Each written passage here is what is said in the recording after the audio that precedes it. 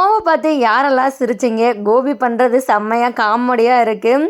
எப்படியோ கோபிக்கு நம்ம பாக்கியா மேலே காதல் வந்துடுச்சு அப்படின்னு சொல்லிட்டு உங்களுக்கு தோணுச்சுன்னா மறக்காமல் இந்த வீடியோக்கு ஒரு லைக்கை தட்டி விட்டுருங்க. கூடவே நம்ம சேனலையும் சப்ஸ்கிரைப் பண்ணி உங்களுடைய ஆதரவை தருவீங்க. எப்போதும் போல் பாக்கியாவோட ரெஸ்டாரண்ட்டுக்கு கோபி வராரு. வந்த கோபியை உட்கார வச்சு சாப்பிட்றதுக்கு எதனால எடுத்துகிட்டு வரேன் அப்படின்னு சொல்லிட்டு பாக்கியா வந்து போகிறாங்க. இங்கே பாக்கியாவே பார்த்திங்கன்னா வச்ச கண்ணு விடாமல் இந்த கோபி பார்த்துட்டே இருக்கிறாரு. இன்னொரு பக்கம் செல்விக்கு இதெல்லாம் ரொம்பவே புதுசாக இருக்குது. என்னக்கா உன்னவே அவர் வந்து பார்த்துட்டே இருக்கிறாரு, நீ அந்த பக்கம் பார்க்காத அப்படின்னு சொல்லிட்டு அவங்களுமே வந்து சொல்கிறாங்க. இங்கே பாக்கியாவுக்கு ஒன்றுமே புரியலை. ஏன் இவர் இப்படிலாம் வித்தியாசமாக நடந்துக்கிறாரு அப்படின்னு சொல்லிட்டு அவங்களுக்கே கொஞ்சம் ஃபீல் ஆகுது. நெக்ஸ்ட்டு பார்த்திங்கன்னா அவருக்கு இட்லியெல்லாம் வச்சு கொடுத்து சாப்பிட வைக்கிறாங்க. அப்புறம் பார்த்திங்கன்னா சரி என்ன டைம் ஆச்சு நீங்கள் கிளம்பலையா அப்படின்னு சொல்லிட்டு வந்து கேட்கும்போது இல்லை நான் இங்கே தான் இருக்க போகிறேன். என்னாச்சு சாப்பிட்டது பத்தலையா இன்னும் வேணுமா அப்படின்னு சொல்லிட்டு பாக்கியா வந்து கேட்குறாங்க. இல்லை பாக்கியா அந்த கவுன்சிலர் வந்து உங்ககிட்ட பிரச்சனை பண்ணானா நீ என்ன பண்ணுவ அப்படின்னு சொல்லிட்டு இங்கே நம்ம கோபி வந்து சொல்கிறாரு. உடனே நம்ம பாக்கியாவுக்கு சிரிப்பு வருது. அதெல்லாம் நான் பார்த்துக்கிறேன், ஒன்றும் பிரச்சனை இல்லை, நீங்கள் கிளம்புங்க, டைம் ஆகுதுல்ல அப்படின்னு வந்து சொல்கிறாங்க. நீ பேசாமல் இரு பாக்கியா, எனக்கு என்ன வேலை இருக்குது, என் வேலைலாம் முடிஞ்சிருச்சு, நான் இங்கே தான் இருப்பேன், நீ எப்போ வீட்டுக்கு போகிறையோ ஹோட்டலை மூடிட்டு அப்போது வந்து நானும் வீட்டுக்கு போவேன் அப்படின்னு வந்து சொல்கிறாங்க. உடனே செல்வி இருந்துக்கிட்டு அக்கா விடுக்கா, அவர் தான் இருக்கிறேன்னு சொல்கிறாருல சார், இருக்கட்டும், நீ எதுக்கு அவரை போக சொல்லிகிட்டு இருக்கிற, அந்த கவுன்சிலர் வந்தால் சார் என்ன தான் அவர்கிட்ட பேசுகிறான்னு சொல்லிட்டு பார்ப்போம், அவரை மிரட்டுறாரா இல்லை அவரை பார்த்து பயப்படுறாரா அப்படின்னு சொல்லிட்டு நம்ம வெயிட் பண்ணி பார்க்கலாம்க்கா, கொஞ்சம் நல்லா இருக்கும்க்கா இருக்கா அப்படின்னு வந்து சொல்கிறாங்க. அப்புறம் பாக்கியாவும் சரி அப்படின்னு சொல்லிட்டு அவங்களுமே அமைதியாக இருக்கிறாங்க. நெக்ஸ்ட்டு பாக்கியாவோட ஹோட்டலுக்கு அந்த கவுன்சிலருமே வராரு. பாக்கியா மேலே ரொம்பவே கோவத்தில் இருக்கிறாங்க. பாக்கியா கிட்ட பேசுறதுக்காக அந்த கவுன்சிலர் பாக்கியாவை நோக்கி போகிறாங்க. உடனே கோபி வந்து சடனாக அவர் முன்னாடி நின்று எங்கே போகிறீங்க, என்ன வேணும் உங்களுக்கு அப்படின்னு வந்து கேட்குறாங்க. என்ன வேணும், ஹோட்டலுக்கு எதுக்கு வருவாங்க, சாப்பிட தானே வருவாங்க அப்படின்னு வந்து சொல்கிறாங்க. சாப்பிட தானே வந்தீங்க, இங்கே உட்காருங்க, உங்களுக்கு என்ன வேணும்னு சொல்லுங்கள் வந்து தருவாங்க, சும்மா ஓசிலெலாம் சாப்பிட்டு போகக்கூடாது, சாப்பிட்டா காசு கொடுக்கணும் அப்படின்னு வந்து சொல்கிறாங்க. இங்கே கவுன்சிலருக்கு பயங்கர கோவம் வருது. உடனே பாக்கியா இருந்துக்கிட்டு எங்கள் கொஞ்சம் அமைதியாக இருக்கிறீங்களா, எதுக்கு தேவையில்லாமல் பேசிகிட்டு இருக்கிறீங்க அப்படின்னு வந்து சொல்கிறாங்க.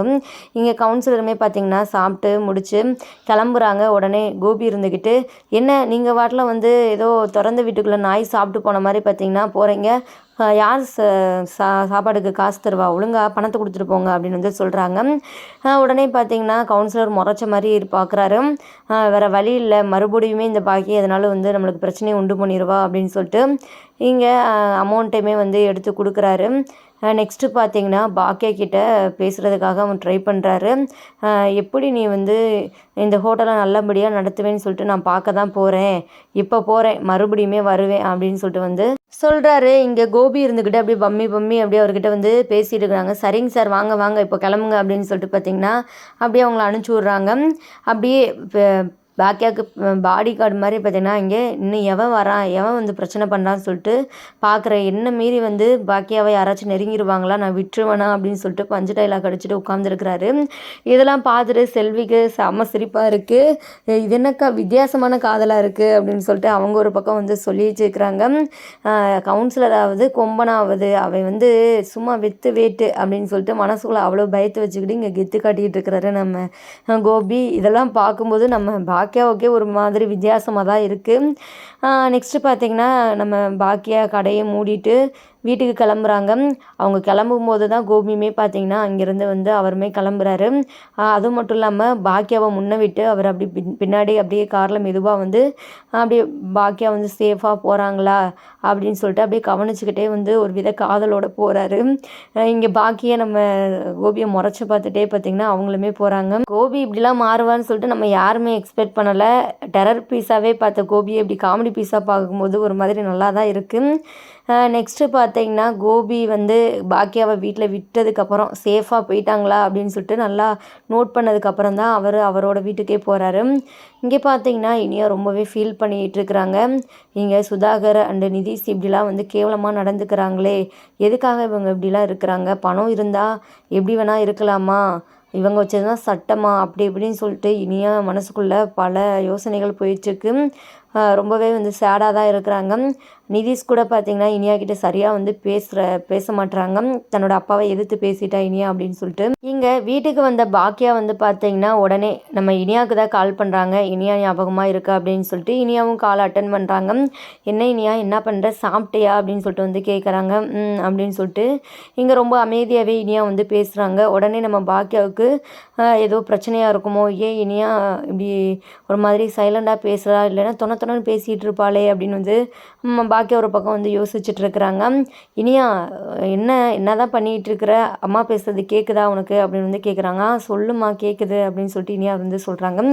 ஏம்மா என்னாச்சு, இவ்வளோ டல்லாக வந்து சோகமாக பேசிகிட்டு இருக்கிற, ஏதோ அங்கே பிரச்சனையா அப்படின்னு வந்து கேட்குறாங்க. அதெல்லாம் ஒன்றும் இல்லை அப்படின்னு வந்து சொல்கிறாங்க. ஆனாலும் பாக்கியாவுக்கு ரொம்பவே சந்தேகமாக இருக்குது. மறுபடியும் நம்ம இனியா கிட்ட வந்து கேட்குறாங்க. உண்மையை சொல்லு, அம்மா மேலே சத்தியமாக வந்து அங்கேயே எல்லாமே ஓகே தானே, எந்த ஒரு பிரச்சனையும் இல்லைல்ல உனக்கு அப்படின்னு வந்து கேட்கவும், இங்கே வேறு வழி இல்லாமல் இனியா எல்லாத்தையுமே சொல்கிறாங்க. இல்லைம்மா எனக்கு இங்கெல்லாம் எதுவுமே பிடிக்கல, எல்லோரும் ரொம்பவே வந்து ஒரு மாதிரி நடந்துக்கிறாங்க. ஓ நீ ஹோட்டல் நடத்துகிறம்மா, உனக்கு பிடிச்சிருக்கு, அது உன்னோட பர்சனலு.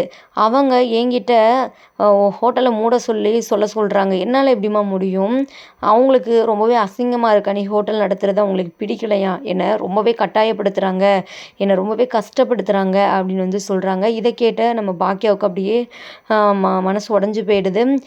நம்ம பொண்ணு எப்போதுமே நல்லா இருக்கணும் அப்படின்னு சொல்லிட்டு நினச்சோமே, நம்மளாலே அவள் வந்து கஷ்டப்படுறாளே அப்படின்னு சொல்லிட்டு இங்கே நம்ம பாக்கியா ரொம்பவே ஃபீல் பண்ணுறாங்க. ஆனாலுமே இங்கே இனியா கிட்ட வந்து அப்படியே ரொம்ப நார்மலாக பேசுகிறாங்க. இனியா இங்கே பாருமா, அவங்க என்ன வேணாலும் சொல்லிட்டு போட்டோம், நீங்கள் எதுவாக இருந்தாலும் அம்மா கிட்டேயே பேசுங்க அப்படின்னு வந்து சொல்லிடு. அது மீறி நீ எதுவுமே அவங்கள எதிர்த்து பேசாத. ஏம்மா இதனால் உனக்கு மாப்பிள்ளைக்கு தானே தேவையில்லாத பிரச்சனை, மனஸ்தாபம் வரும். நீங்கள் இப்போ தான் புதுசாக கல்யாணம் ஆகிருக்கிறீங்க, உடனே இப்படிலாம் நீங்கள் சண்டை போட்டுருக்கிறது நல்லாவா இருக்குது. நீ சந்தோஷமாக இரு இனியா, மற்ற எதையுமே நீ யோசிக்காதனா அம்மா உன்ட்ட பல டைம் வந்து சொல்லியிருக்கிறேன். தயவு செஞ்சு இதுக்கப்புறமாச்சும் நான் சொல்கிறத கேளு. இதுக்கப்புறம் என்ன ஹோட்டலை மூட சொன்னாங்க அப்படின்னு வேறு எதுனாலும் பிரச்சனை பண்ணாங்கன்னா நீ ஸ்ட்ரெயிட்டாக ஒரு வார்த்தை சொல்லிடு. எதுனாலும் நீங்கள் அம்மா கிட்ட பேசிக்கோங்க, எனக்கு இதுக்கு எந்த ஒரு சம்மந்தமும் இல்லை அப்படின்னு வந்து சொல்லிடு. அந்த மாதிரி வந்து சொல்கிறாங்க. இதை கேட்ட இனியாவுக்கு ரொம்பவே ஷாக்காக இருக்குது. என்னம்மா என்ன பேசிகிட்டு இருக்கிற, அவங்க என்ன வேணாலும் பேசட்டும் அப்படின்னு சொல்லிட்டு நான் அமைதியாக இருக்கவா, வேடிக்கை பார்த்துட்டு இருக்கவா, அப்படிலாம் என்னால் இருக்க முடியாது அப்படின்னு இனியா வந்து சொல்லிகிட்டு இருக்கிறாங்க. எனக்கு எல்லா விஷயமும் தெரியுமா, உன்னோட 2 ஹோட்டலையுமே இவங்க பிளான் பண்ணி உங்ககிட்ட இருந்து பறிச்சிருக்கிறாங்க, அது மட்டும் எனக்கு நல்லாவே தெரியுது. இவங்க ரொம்பவே மோசமானவங்களாக இருக்கிறாங்கம்மா, அவங்க பண்ணுறது எதுவுமே பிடிக்கல. நிதிஷ் கூட ஸ்டார்டிங்கில் என்கிட்ட ரொம்பவே நல்ல விதமாக நடந்துக்கிட்டாரு, ஆனால் இப்போது அவரே வந்து ரொம்பவே வந்து மாறிட்டார். அங்கிள் கிட்ட நான் எதுவுமே எதிர்த்து பேசக்கூடாதான், அவர் சொன்னது நியாயமாக இருந்தால் நான் அமைதியாக தான் இருந்திருப்பேன். அவர் பேசுகிறதெல்லாம் தப்பாக இருக்குது. அந்த டைமில் நான் எப்படிம்மா அமைதியாக இருக்க முடியும், அப்படி நான் வாயை மூடிட்டு அமைதியாக இருந்தால் அவர் பேசுகிறது தான் கரெக்டு மாதிரி ஆகிடும்ல அப்படின்னு வந்து இங்கே நம்ம இனியா வந்து சொல்கிறாங்க. சரி இனியா, நீ சொல்கிறதெல்லாம் அம்மானால் புரிஞ்சிக்க முடியுது, ஓகே தான்.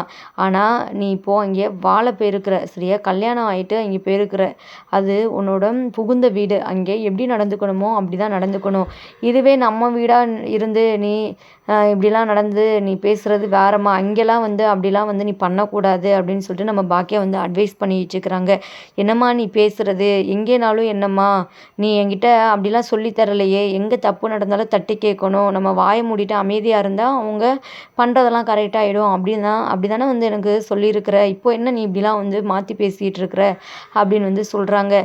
இனியா கொஞ்சம் புரிஞ்சுக்கோ தயவு செஞ்சு, நான் வந்து நேராக வந்து உன்னை பார்த்து பேசிக்கிறேன் அப்படின்னு வந்து காலை கட் பண்ணிடுறாங்க. இங்கே பாக்கியாவுமே ரொம்பவே அப்செட்டாக இருக்கிறாங்க. ஏன் இந்த சுதாகர் இப்படிலாம் பண்ணிகிட்டு இருக்கிறாரு, இனியா கிட்ட எந்த ஒரு பிரச்சனையுமே பண்ணக்கூடாதுன்னு சொல்லிட்டு ஆல்ரெடி அவர்கிட்ட நான் வார்ன் பண்ணியிருக்கிறேன். இப்போது இவர் தேவையில்லாமல் இப்படிலாம் பேசி மாப்பிள்ளைக்கும் இனியாவுக்கும் தேவையில்லாத சண்டை தானே, எதுக்கு இப்படிலாம் பண்ணுறாரு, நம்ம காலையில் போய்ட்டு முதல்ல அவரை பார்த்து பேசணும் அப்படின்னு சொல்லிட்டு இங்கே நம்ம பாக்கியா வந்து அப்படியே ரொம்பவே ஃபீல் பண்ணிட்டு தான் தூங்குறாங்க. நெக்ஸ்ட்டு பார்த்திங்கன்னா நம்ம கோபி வந்து வீட்டுக்கு வராரு. கோபி பார்த்திங்கன்னா அப்படியே நம்ம பாக்கியாவை பார்க்குற விதமே ஒரு மாதிரி தான் இருக்குது. அப்படியே ரொம்பவே ஒரு காதலோட அழகாக வந்து பார்த்துட்ருக்குறாங்க. இங்கே பாட்டி எல்லாத்தையுமே வந்து நோட் பண்ணுறாங்க. பாட்டிக்கு அப்படியே மனசுக்குள்ளே பட்டாம்பூச்சி பறக்க ஆரம்பிச்சிருது. எப்படினாலும் நம்ம கோபியையும் பாக்கியாவும் ஒன்று சேர்த்து வச்சிடணும், அவங்க சந்தோஷமாக வாழணும் அப்படின்னு சொல்லிட்டு இங்கே நம்ம பாட்டி வந்து நினைக்க ஆரம்பிச்சிடுறாங்க. இங்கே ஸ்ட்ரைட்டாகவும் அதை பற்றி வந்து பாக்கியா கிட்ட வந்து பேசுகிறாங்க. என்ன பாக்கியா எங்கே கிளம்பிட்ட அப்படின்னு சொல்லிட்டு வந்து கேட்குறாங்க. நான் இனியாவை ஒரு எட்டு பார்த்துட்டு அப்படியே ஹோட்டலுக்கு போகலான்னு இருக்கேன் இனியா ஞாபகமாக இருக்குது, அவளுமே நைட்டு கால் பண்ணா கொஞ்சம் ஃபீல் பண்ணுறேன், நம்மள எல்லாரையும் ரொம்பவே மிஸ் பண்ணுறாளாம் அப்படின்னு வந்து சொல்கிறாங்க. அதெல்லாம் சரிதான் பாக்கியா, கொஞ்ச நாள் அப்படி தான் இருக்கும், போக போக வந்து சரியாயிடும் சரியா, அதுக்காக நீ சும்மா போயிட்டு அங்கெல்லாம் வந்து நின்று இருக்காத, உனக்கும் சம்மந்திக்கும் சும்மாவே வந்து ஆகாது, அவர் ஒன்று பேச நீ ஒன்று பேச, தேவையில்லாத பிரச்சனை எதுக்கு நீ வளர்க்குற அப்படின்னு வந்து இங்கே பாட்டி இருந்துக்கிட்டு சொல்லி வச்சுக்கிறாங்க. நெக்ஸ்ட்டு பார்த்தீங்கன்னா அப்படியே கொஞ்சம் கொஞ்சமாக மெதுவாக வேறு டாபிக்குள்ளே போகிறாங்க. இங்கே பாரு பாக்கியா உங்ககிட்ட நான் முக்கியமான விஷயம் பேசணும் அப்படின்னு வந்து சொல்கிறாங்க. என்னத்தை சொல்லுங்கள், என்ன சொல்லணும் அப்படின்னு வந்து கேட்குறாங்க. வாழ்க்கையை பற்றி என்ன முடிவெடுத்திருக்கிற, நான் ஒன்று முடிவெடுத்திருக்கிறேன், உனக்கும் கோபிக்கும் கல்யாணம் அப்படின்னு சொல்லிட்டு வாய் எடுக்கிறாங்க. உடனே நம்ம பாக்கியாவுக்கு பயங்கர டென்ஷன் ஆகிடுது. அத்தை நீங்கள் என்ன பேசிகிட்டு இருக்கிறீங்க, அவ்வளோதான், எனக்கு என்ன வாழ்க்கையெல்லாம் எப்பயோ முடிஞ்சு போயிடுச்சு, இதுக்கப்புறம் நான் என் பிள்ளைங்களுக்காக தான் வாழ்கிறேன் சரிங்களா அப்படின்னு வந்து சொல்கிறாங்க. பாட்டி இருந்துக்கிட்டு நான் சொல்கிறத கேளு பாக்கியா, தயவு செஞ்சு எனக்கு மனசுக்கு தோணுது சரியா, அத்தை சொன்னால் கொஞ்சம் நீ கேளுவேன், நான் கடைசி காலத்தில் என்ன எதிர்பார்க்குறேன், எல்லோரும் சந்தோஷமாக இருக்கணும், அதை பார்த்துட்டு நான் சந்தோஷமாக கண்ணை மூடணும் அப்படின்னு சொல்லிட்டு ரொம்பவே எமோஷ்னலாக பேசிகிட்டு இருக்கிறாங்க. இப்போ என்ன தான் சொல்ல வரீங்க அப்படின்னு சொல்லிட்டு பாக்கியா வந்து கேட்குறாங்க. நான் உனக்கும் கோபிக்கும் கல்யாணம் பண்ணி வைக்கலாம்னு சொல்லிட்டு இருக்கிறேன் மறுபடியும் அப்படின்னு வந்து சொல்கிறாங்க. எல்லாம் கோபி கூட ரொம்பவே மாறிட்டான், உன் மேலே ரொம்பவே பாசமாக இருக்கிறான், என்ன கூட ஒரு வார்த்தை உன்னை பேச விட மாட்றான், உன்னை வந்து அவன் காதலிக்க ஆரம்பிச்சிட்டாங்க, இதுக்கு மேலே என்ன வேணும், பேசாமல் நீங்கள் 2 பேரும் ஒன்று சேர்ந்து வாழ்கிறதான் சரியாக இருக்கும் அப்படின்னு சொல்லிட்டு பாட்டி வந்து வாய்க்கு வந்ததெல்லாம் பேசி வச்சுக்கிறாங்க. இங்கே பாக்கியா இருந்துக்கிட்டு பாட்டியை பிடிச்சி செம்மையாக திட்டுறாங்க. என்ன நினச்சிட்டு இருக்கிறீங்க, வாய் இருந்தால் என்ன வேணால் பேசலாம்னு சொல்லிட்டு நினைக்கிறீங்களா, என் வாழ்க்கையிலேருந்து எப்போவோ அவரை நான் தூக்கி போட்டுட்டேன், இதுக்கப்புறம் நாங்கள் சேர்றது வாய்ப்பே கிடையாது, எனக்கு துளி கூட சம்மதம் இல்லை சரிங்களா, அவர் ஹோட்டலுக்கு வர்றது, எனக்காக வெயிட் பண்ணுறது, எனக்கு குறுகுறுன்னு பார்க்குறது, அது எதுவுமே எனக்கு சுத்தமாக பிடிக்கல, சரி அவர் பண்ணுறதை அவர் பண்ணிட்டு போட்டும், நான் எதுவுமே கண்டுக்காம தான் இருக்கிறேன், ஆனால் நீங்கள் தேவையில்லாமல் எங்கள் விஷயத்தில் வந்து மூக்க நுழைக்கிறது நல்லா இல்லத்த அப்படின்னு வந்து சொல்கிறாங்க. ஆனால் மறுபடியும் பார்த்தீங்கன்னா இதை பற்றியே பாட்டி வந்து பேசுகிறனால இங்கே பாக்கியா ரொம்பவே டென்ஷன் ஆயிடுறாங்க. வேகமாக பாட்டியோட ரூம்குள்ளே பாக்கியா வந்து கோவமாக போகிறாங்க. பாட்டிக்கு ஒன்றுமே புரியலை. சரி எதனாலும் எடுக்கிறதுக்காக போவா அப்படின்னு சொல்லிட்டு அவங்களுமே அமைதியாக இருக்காங்க.